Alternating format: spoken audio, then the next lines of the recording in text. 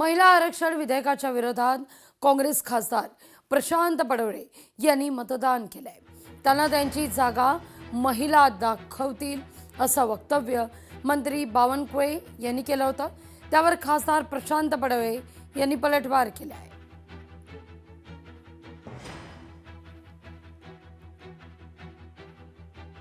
जे लोक महिला आरक्षणाच्या विरुद्ध बोलतात आहे त्या सर्वांना घरचा रस्ता जनता महिला वगैरे दाखवणार आहे।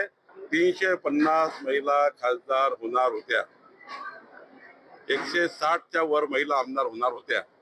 यांना थांबवण्याचं काम काँग्रेसने आणि या लोकांनी केलेलं आहे। सुप्रियाताई सुळेंनी केलेलं आहे। या ठिकाणी देशातल्या अनेक काँग्रेसच्या नेत्यांनी 211 खासदारांनी केलं आहे।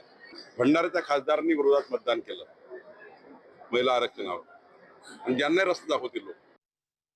सर्वप्रथम भाजपाला मी प्रश्न विचारू इच्छितो की हा बिल महिला आरक्षणाचा होता की डिलिमिटेशनचा होता।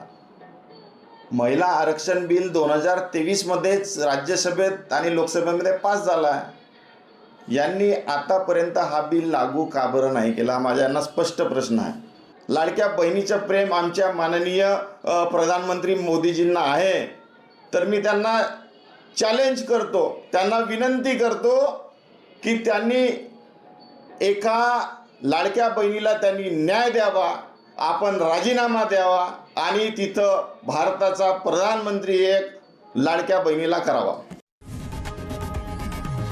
लोकशाही मराठी ऐका, पहा, जागरूक रहा।